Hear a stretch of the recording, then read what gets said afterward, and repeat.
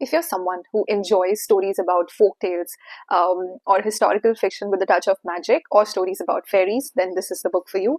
Hello everyone, welcome back to my channel. My name is Mehek. I hope you guys are all fine, and like always, I also hope that you guys are reading. Back with the book of the week, The Story Collector, beautiful cover by Evie. Now, the book starts in 1800. Where we are told the story of an Anglo-Indian lord. Now, he has recently got married and he stays in this woodlands of Western Ireland. So the book is set in Ireland, and he wants to build a house for his new wife. But the land where he wants to build the house, there is an ancient tree standing. Now, the locals warn him that he is not to cut this tree down, as this is a passage or the homeland of the fairies. And if he does that, misfortune is going to follow him. Of course, he doesn't believe in the superstitions and he decides to cut the tree down. Now, years later, the wife delivers twins. Once she spots the twins, she believes that these are not her kids. And that's when the rumor starts that the fairies have taken their revenge and have replaced the human kids with the evil souls. Now remember this part, okay? From here on, we are taken into two timelines. One is in the present contemporary times, 2010, and one is around 1910 or 1911. There's actually a difference of almost 100 years between the two timelines. Now, in the present timeline, our main character is Sarah. She has just ended her 3 years long marriage with her husband Jack. Now she stays in New York. She has packed all her stuff. They have already separated, and she decides to visit her sister in Boston. So she's packed her stuff and sent it to Boston. And while she's at the airport, soon to take the flight to fly to Boston, she enters a gift shop, and that's when she spots a paper where the heading is that the highway work had to be halted or the motorway route changed because of an ancient tree. This is the same tree which I spoke about, that the scene that happened in the 1800s, where the same tree was. So she sees that headline, and of course she is curious about it, and on a whim she decides to take a flight to Ireland. Now, once she reaches Ireland, she finds herself in this cozy town, living in a cozy cottage. It's called the Butler's Cottage. One night when she's taking a stroll, she finds this diary, which is really hidden in a tree. And when she removes the diary, it says Anna Butler's diary.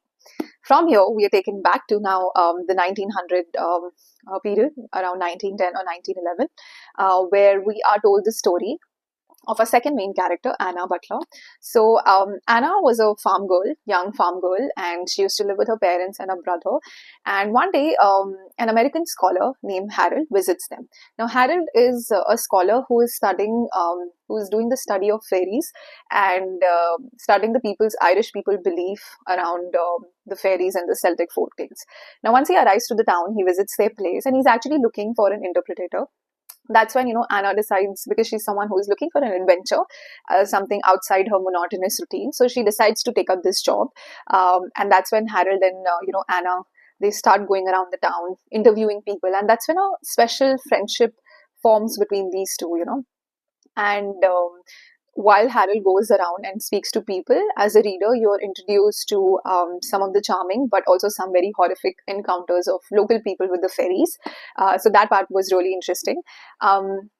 But Anna is also someone who is taken by the Lord George. He is the son of the Lord. Remember, I told you in the start the story of the twins who were considered evil. So one of them is George, and Anna takes a liking to George. Of course, she dreams about being with him someday, but she also knows that that's not possible because he's Lord and she's just a farm girl. And her liking towards Lord George ends up proving to be a grave danger for not just herself but Harold as well. Now, in the present times, coming back to Sarah in 2010, Sarah is really taken by Anna's diary. Every day she keeps reading the pages, entries, and she feels this connection with Anna. And she also realizes that the cottage that she was living in was Anna Butler's cottage. So she's quite enjoying the diary entries. At the same time, she also forms this friendship with Oran, who is a local conservationist. He has a daughter. Hazel, and both of them are healing from a tragic past. And Sarah happens to form this unlikely friendship with the father and son, and I think together, all of them just help each other heal from their tragic and painful past. As the story progresses, I think. You will see that, or you will feel that there was a reason Sarah comes to Ireland, takes a trip to Ireland. It's like the fairies, or you want to believe that the fairies bring her to Ireland. There was a reason that she took the flight, which was an accident, and she didn't end up in Boston. Um, the ending is super nice. I feel personally, if you ask me, I really enjoyed the timeline set in 1910, Anna Butler's story. That story is beautiful. I mean, I wish I could share the ending with you, but it's not what you expect. Um, but I think I personally enjoyed the story that was happening in the background. The current one, Sarah one story in 2010 felt a lot rushed to me, especially the ending. I feel like the character development was missing. But I think overall, I really enjoyed the book. I think the beauty with Evie Woods is, if you have seen my review of The Lost Bookshop, she's such an amazing author. I mean, that book has become my go-to favorite book, and I keep recommending and gifting it to people. I think she beautifully just blends these two different timelines, and there's a magic in them.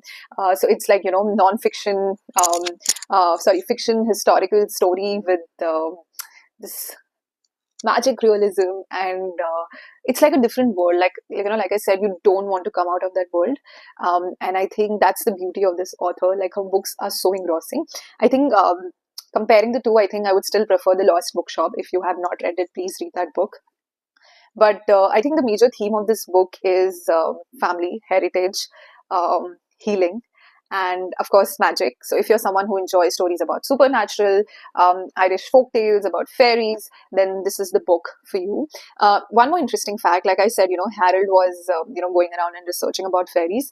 At the end of the day, he compiles all this into a book called The Fairy Compendium, which Sarah and Hazel read it in the present time. So you see that Sarah and Anna were really connected to each other, and that is what the author shows in the book.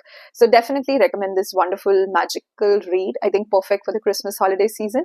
That's all on this book. I'm going to see you guys next week with another title. Till then, take care and bye-bye.